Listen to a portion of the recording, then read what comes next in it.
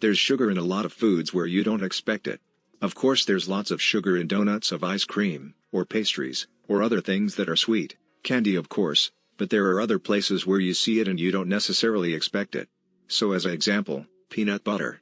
Here's a list of ingredients from Skippy peanut butter and you see that sugar is the second most common ingredient. So that you may know from the reading food labels that these ingredients in any food labels that are listed in order of how much there is in the food itself, so sugar comes right after peanuts.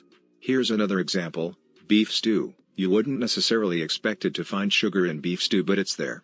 Now it's down a list of ingredients, it's actually toward the end, but if you look at the marketing of this and food at the can, it says, there's fresh potatoes and carrots, but actually there's more sugar in this than there is carrots, and so you wouldn't eat something like beef stew and expect to find this to be the case.